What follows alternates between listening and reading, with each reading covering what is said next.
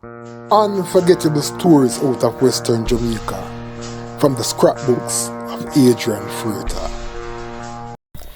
If you were a dancehall fan back in the late 1980s and the 1990s, you would most certainly would have experienced the amazing lyrical power of dancehall star Lieutenant Stitchie, who was arguably the most prolific hitmaker at the time with a string of number one songs.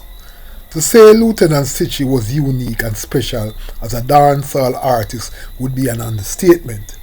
Because of his intellectual acumen, his above average vocabulary, and his ability to string catchy lyrics together, he was the undisputed master when it came to clashing with other dancehall stars, as he had the ability to speed rap or just to belt out hardcore lyrics in the style of some of the greats like Daddy U-Roy. Come now, Derek. Come now. Follow me now. No come. Want somebody, Lieutenant. Want somebody.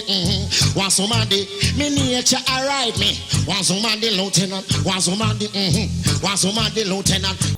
Stitchie, from his early days sparred alongside his then stablemate Jonathan Wolfman, was feared by many fellow dancehall artists, except for a possible Papa Son, who was his main rival for many years and with whom he had many legendary, if not epic, clashes. Boy, people tell me oh no want me kill. No, come on! People tell me oh no want me kill. What's that? Stitchie. For many, when Stitchie walked away from the dancehall in August 1997 and turned to the church, where he became a force in much the same way as his former rival Papa San, Junior Tucker and Chavelle Franklin, many felt that the dancehall had lost its most potent force at the time. What changed it for Stitchie was an accident that could have cost him his life. On the evening of August 7, 1997, Stitchie left his home in Spanish Town with three friends for a road trip to Montego Bay, where he was one of the headliners for the Dancehall Night segment of Reggae Sumfest 97. Stitchie was flushed with confidence, and in the language of the dancehall, he was ready to shell down the place. However, when he was about 40 minutes away from the venue, the Catching All Entertainment Center, he was involved in a crash which turned out to be a life-changing experience. August 7th, 1997 was when I got the rebirth. I remember quite clearly.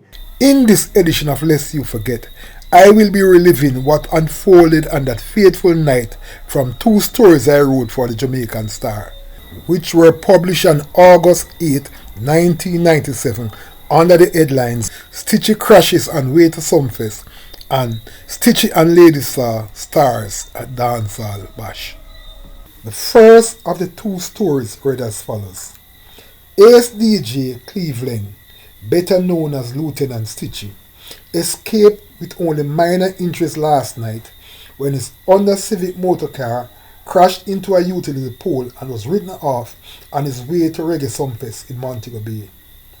The accident took place in the Greenwood area of Trelawny and involved the DJ and three of his friends, all heading to the Dancehall Night bashment segment of Sumfest 97.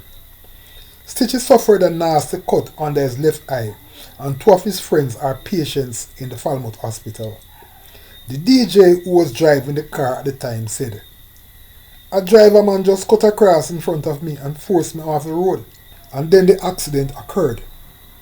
He added that, "I had just completed saying a prayer, asking God to take us safely to Montego Bay and back when it happened." Despite his injury, Stitchie performed on the show. He was supposed to have had the wound stitched, but according to him, "I asked the doctor to put it off so I could fulfill my Sumfest appointment." He performed with a bandage over the wound and was slated to return to the hospital to close it after the show. The extent of the injury of his friends could not be ascertained. The second story read as follows. Top DJs Lieutenant Stitchie displayed the scars from a car crash on his way to the venue, and Lady Saw, the X-rated queen of the dancehall, stole the spotlight at last night's Dancehall Bashment segment of Reggae Sumfest 97 at the Catching All Centre in Montego Bay. The two, in particular, had the packed crowd in musical ecstasy during their performance.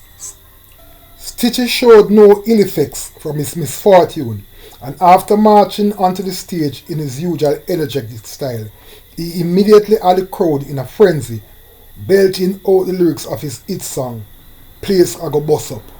With the crowd cheering him on, Stitchie, clad in an immaculate black outfit, went on to wreak musical havoc, hitting powerfully with a series of well-received songs, including Hurry Up and a hilarious rendition of Can't Happen to Me. When he made his initial exit, the crowd, which was completely caught up in his performance, screamed for more. Stitchie responded like a true professional, unleashing the potent lyrics of Lie for his first encore before again making his exit.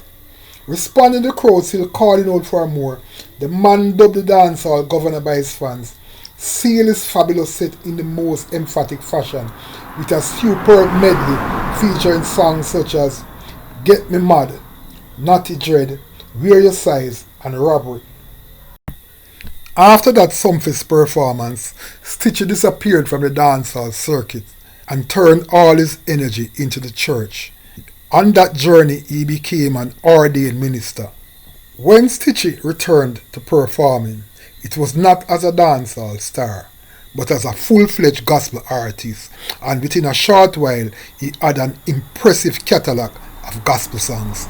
After he became fully grounded in the church, Stitchie made cameo appearances at secular shows, but while the lyrics were still flashy and he was as energetic as ever, the lyrics were different. This time, he was preaching the gospel through his music. In looking back at that accident that changed Stitchie's life, it was most definitely one of those unforgettable stories that occurred in Western Jamaica. Unforgettable stories out of Western Jamaica from the scrapbooks of Adrian Freighter.